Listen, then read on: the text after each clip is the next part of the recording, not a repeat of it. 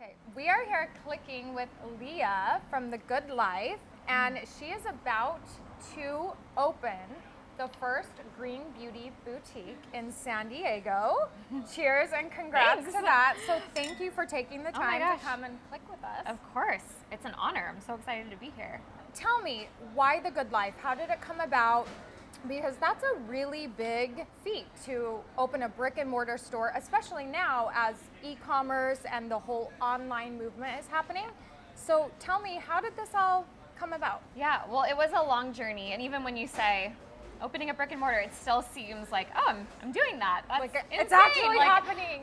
I'm planning to do it. I haven't done it yet, but it's in the works. And the reason I started Good Life in the first place was because I went through an 8-year chronic health journey of my own. So I was moving to San Francisco to work for a large fashion company. It was my dream job in my dream city. So everything was great, right? This was my early Right. 20s. And the symptoms started showing up. So, Can I ask what the chronic sickness? Yeah, so I unfortunately never got a specific diagnosis. It was essentially like everything in my body just was like crumbling at once, which unfortunately, as I've worked through my business, we hear so much from women around these illnesses that we don't really have answers or reasons why we feel so terrible. Like there's not a specific Like diagnosis? there's many, doctors want to just throw out diagnoses all the time, put a label, but when one aspect of our holistic body breaks down, so many other parts can break down as well. And I was having symptoms like losing all of my hair, reacting to every single food that I ate. I had cystic acne covering from my nose bridge down.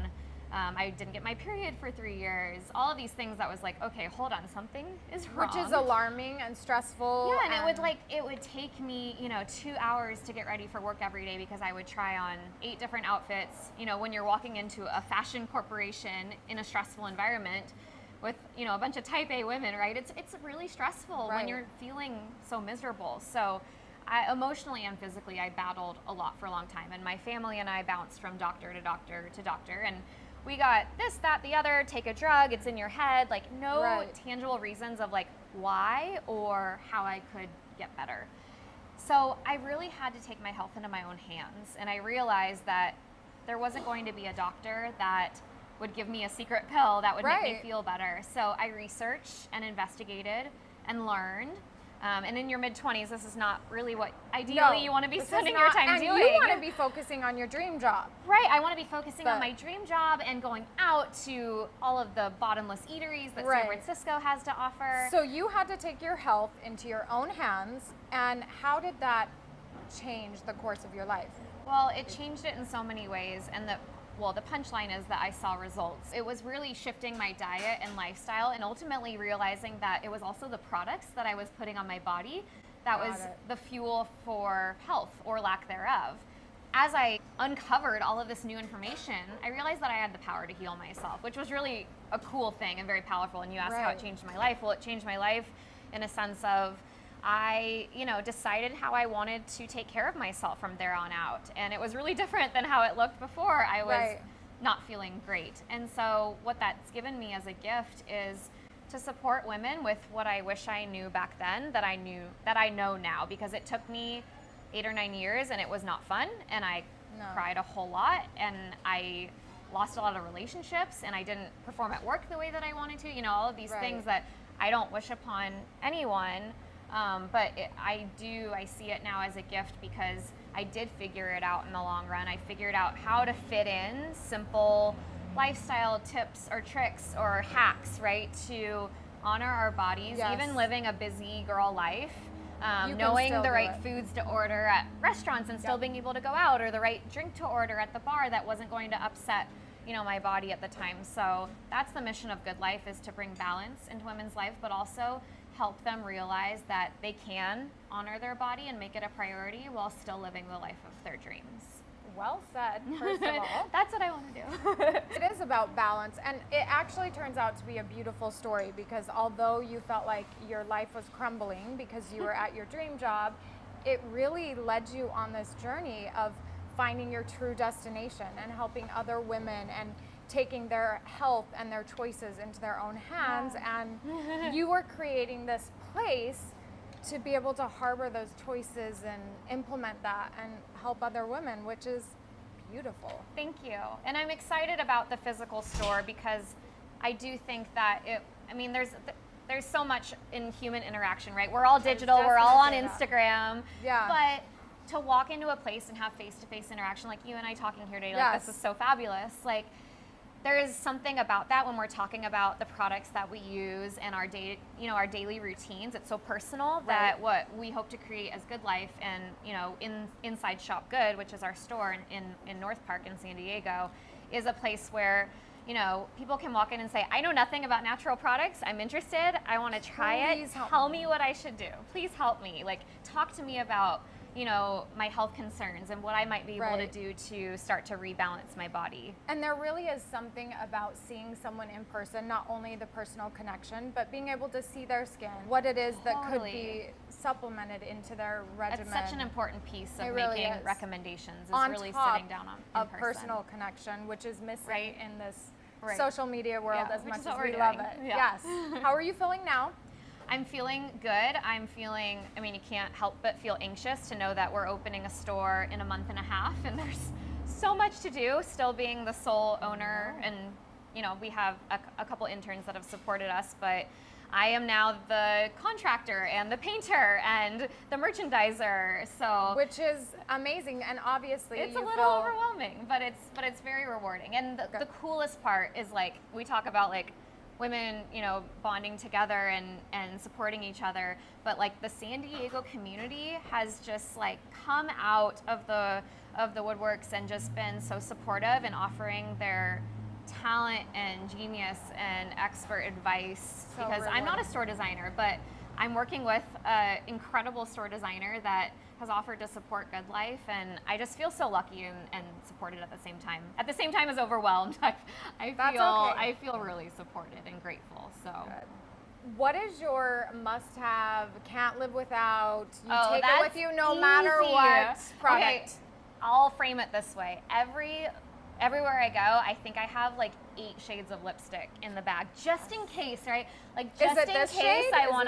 I love this shade. I'm like an orangey red. I feel like it matches my pants. I feel like this is what's happening right now. Like, this orangey red is so in. And actually, this is breaking news. Like, we're doing a little bit of rebranding. Breaking news. We're doing a little bit of rebranding right now. We have this luscious hot pink as our pop color, but we're actually going to this orangey red. So it's very in. It's very in.